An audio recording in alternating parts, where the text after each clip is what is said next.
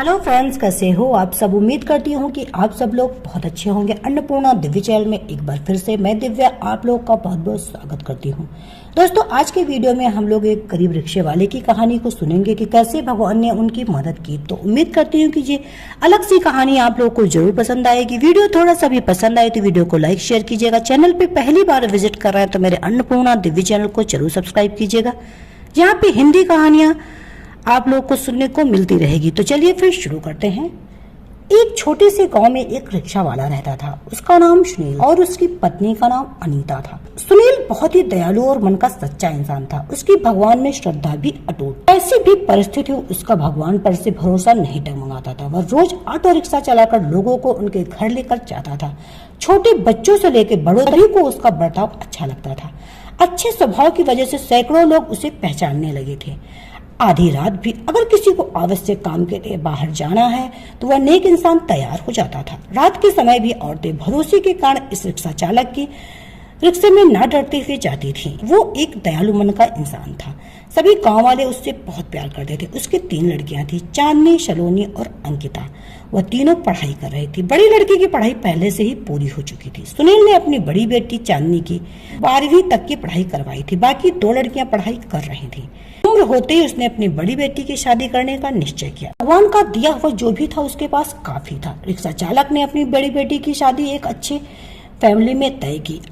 उसके ससुराल वालों ने शादी की तारीख निश्चित कर दी। रिक्शा चालक ने अपनी बेटी की शादी के लिए पैसा जमा करने के लिए रात दिन मेहनत की। उसने अपनी बेटी को गहने, कपड़े और सब सामान खरीद लिया। वह अपनी बेटी की शादी का दिन देखने के लिए आतुर था। एक दिन वह भगवान के मंदिर में पूजा करने गया। मंदिर में पूजा करते हुए बोलने लगा, हे भगवान, मेरी बेटी की शादी जल्दी होने वाली है। मेरी बेटी की शादी का सामान खरीदी करते समय मुझे कभी कोई कमी नहीं हुई। आपके दयालुपन से सब ठीक चल रहा है। सब सामान भी आ गया है, खाद्य पदार्थ भी पहुंच गए हैं। उसने इन सभी के लिए भगवान का उपकार माना और उन्हें धन्यवाद दिया। शादी को 2-3 वह अपनी बेटी के पास गया और बोला, मेरे पास तुम्हें देने के लिए ज्यादा तो कुछ नहीं है, पर मैंने तुम्हारे लिए कुछ कहने लिए। एक अच्छे परिवार में तुम्हारा हाथ सौंप रहा हूँ। लड़का अच्छा काम करता, वहाँ तुम्हें किसी चीज की कोई कमी नहीं होगी। लड़की दूसरे की संपत्ति होती, उन्हें एक ना एक दिन ससुराल जाना ही पड़ता है। कभी निराश मत होना बेटा, आज मैं तुम्हें यह पाठ सिखा रहा हूँ। बड़े लोगों की आज्ञा का पालन करना, अपने सास ससुर को अपने माता पिता समझना। मैंने तुम्हें 12वीं तक पढ़ाया और सिलाई भी सिखाई है। ससुराल वालों ने तुम्हें कोई भी काम करने को कहे तो वह तुम काम जरूर करना। हमारी प्रतिष्ठा का ध्यान रखना। लड़की अपने अच्छे गुणों से ससुराल वालों को अपना बनाती है। तुम्हारे सास और ससुर तुम्हें ताना मार रहे होंगे तो तुम समझ लेना कि तुम्हारे खुद के माता पिता तुम्हें बोल रहे हैं। यह सब बातें रिक्शा चालक अपनी बेटी को समझा रहा था। समझाते वक्त उसकी आंखों में आंसू आ गए थे। घर में शादी का वातावरण थे। घर में रिश्तेदारों की धूम थी। शादी को 3 दिन बाकी थे। रात में अचानक रिक्शा चालक के घर भीषण आग लग गई। रात को उसका पूरा घर आग के लपेट में आ गया। उसके घर में उसकी छोटी बेटी अंकिता पानी पीने के लिए उठी। उसने देखा कि आजू बाजू में सिर्फ धुआं ही धुआं, और उसने अपने माता पिता को जगाया।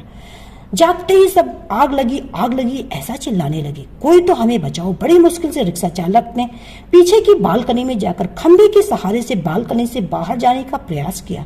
घर के सभी सदस्यों को जैसे तैसे उसने बचा लिया, लेकिन शादी का सब सामान जलकर राख हो गया था। जहाँ थोड़ी देर पहले खुशियां थी, वहां का दृश्य अब देखा नहीं जा रहा। जिसको देखो उसकी आंखों में आंसू बहने लगे। सब सोचने लगे, बेचारा अब क्या करेगा। चांदनी उसके पिता की तरफ दौड़ते हुए गई और बोली, पापा निराश मत होना। पापा थोड़ी भी चिंता मत करो, यह मेरे नसीब में लिखा। बुरे वक्त में हम हार नहीं मानेंगे। आपका लड़का नहीं तो क्या हुआ, आपने हमें लड़कों के जैसे पालन पोषण करने में कोई कसर नहीं छोड़ी। सलोनी और अंकिता वह दोनों भी बैठ गई। वह दोनों भी अपने पिता के पास जाकर खड़ी हो गई। पापा, हम सब आपकी शक्ति हैं। हम तीनों ही आपकी बेटियां नहीं बेटे हैं। आज से हम भी आपके साथ काम करेंगे। चांदनी बोली, अगर वो लड़का मुझे सच्चा प्यार करता होगा तो यह सब देखकर भी वो शादी के लिए तैयार हो जाएगा। जो भी होगा वह मैं आनंद से स्वीकार कर लूंगी, चिंता मत कीजिए। तीनों बेटियों ने मिलकर अपने पापा को समझाया। आजू बाजू के सब लोग इकट्ठा हो गए।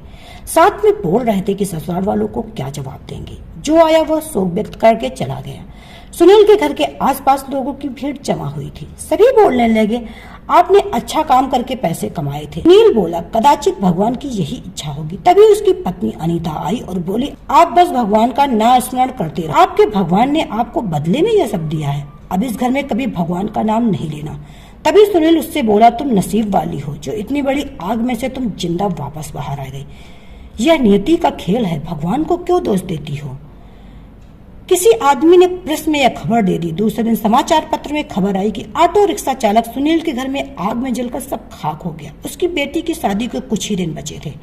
गरीब आदमी अपनी बेटी की शादी कैसे करेगा। जिसने भी यह खबर सुनी उसने मदद की। उस भले रिक्शा चालक को पहचानने वाले सब आए और पता नहीं अपने साथ क्या क्या लाए। उसका घर तोहफों से भर गया। किसी ने गहने, किसी ने कपड़े, किसी ने राशन तो किसी ने पैसे दिए। सब सुनने के बाद सभी रिश्तेदारों ने मदद की। शाम तक उसके घर में कितना रुपए जमा हुआ पता ही नहीं। जब तीनों लड़कियों ने सब पैसे पापा को दिए तब उसको अपनी आंखों पे विश्वास नहीं हो रहा था। जहाँ सब ध्वस्त हो गया था वहाँ उसने तीनों लड़कियों के साथ बैठे बैठे इतने पैसा जमा कर लिया कि आसानी से शादी हो सकती थी। भगवान देता है तो छप्पड़ फाड़ के देता है। उसने अपनी बेटी की शादी मंदिर में बड़े धूम धड़ाके के साथ की। लोग आपस में बोल रहे थे कि सच्चे मन के इंसान को भगवान मदद क्यों नहीं करता। आज भगवान के इस चमत्कार पर सभी की श्रद्धा थी। भगवान जो भी करते हैं वो अच्छा ही करते हैं।